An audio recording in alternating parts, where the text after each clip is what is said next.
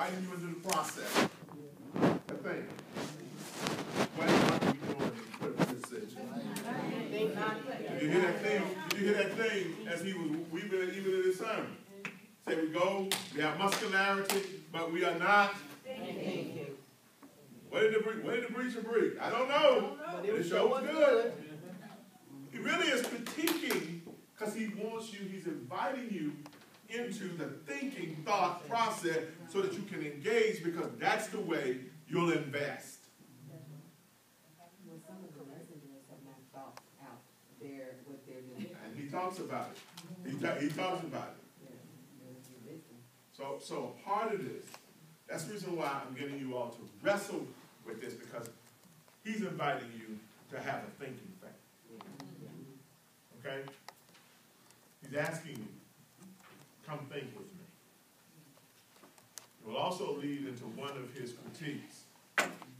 His critique is, he said, faith, let me see how best to quote it, because I want to make sure I quote it correctly. I'm going to bring it. But in its essence, he says,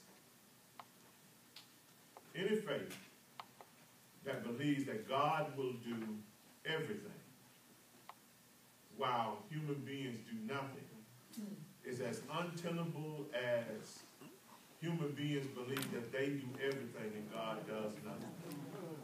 He said, this is superstition, not faith. That's it. All right, so our faith, now he's coming with a whole different understanding. What then is faith? This is this engagement where we participate with God, okay, which makes that moment, all right, and makes the movement. So this making sense? So what kind of faith do we have?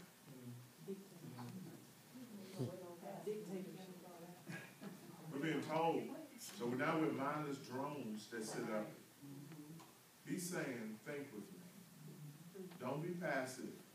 Come engage the text with me. I know that the text is a text that really speaks of persistent prayer. But I believe that any time there is a parable, there are a multiplicity of meanings. And I think I have identified a meaning with inside. And so now he's talking, which is what a parable is.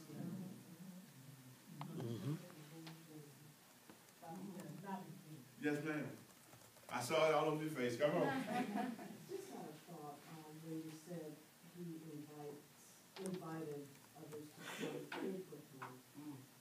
Now, I think many preachers have issue with that, because if the people at the congregation, if they're thinking, then there may be questions on he or she is inviting, depending on the degree of security, that can cause some problems. I think there are some who, on both sides, but I agree with you. The aspect of it is, if I propose something, can I handle the challenge? Because he said, I've been critiqued, I've been criticized, and that's a part of it. So if I'm proposing theologically, can I defend what I'm proposing? Can I stand on it? But that goes back to what Solomon, I forgot which one of y'all said. If I'm ill prepared, might have been you, and all I'm doing is just throwing out. If somebody comes back at me and says, hey, I'd like to talk about what you were proposing as it pertains to God, as it pertains to the message, now I'm in trouble.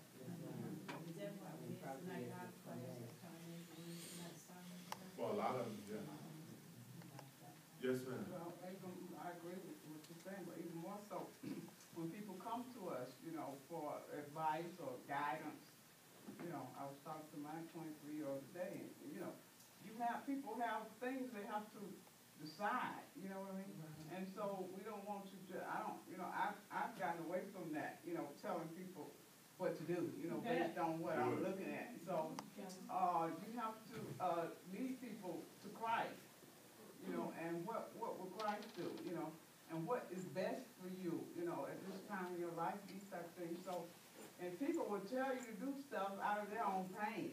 You know, they don't even know your situation, but they'll tell you, man, you know, you just leave that man or whatever, you know. But and so we have to invite people to wrestle with their own solution and come up with it, what's best for them, you know, because you can, you know, my situation is not your situation. So we have to get away from that. You know, I've gotten a lot of bad advice through the years, you know. And so, you know, sometimes I mean, as leaders, you know, this is where I am. And I do want to say, too, as a member of Ebenezer Baptist Church, after about 5 years I've been there, and you know, I came in a bad shape, you know, when I got there. I was in a pickle, I tell them all the time in Sunday school. But you can feel the fire, you know, and I'm the type of person, you basically get what you're looking for. So if you come in, you know, closed-minded, and like my husband then said, well, these are a bunch of snobs, you know. You know, so, but, you know, we stayed, you know, and my daughter, the baby girl got baptized there, and we got involved, you know, with the children's chapel, being at the old church, and digging, you know. I think any place has a tendency to go either way. They could be frozen or they could be fire, you know. So, you know, you have to go and dig it, you know, dig it up. But you can feel, I personally feel the spirit of, say, A.D. Williams, you know, the mother and the grandfather and great, you know. And so a lot of times we have to do that, you know, go and seek. And you go in the right spirit, and God will certainly meet you. So that's been my experience, that they restored me and restored our position, and you know, I'm just having a great time. It just happened to be teaching, so I'm very excited. All right. I can feel the Spirit of the Lord moving. You know. Johnson, in larger churches,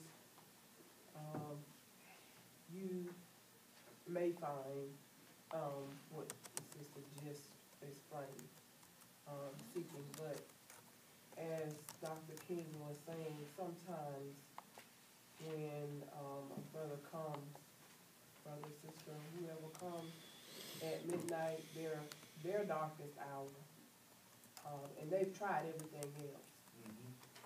And then they come in to this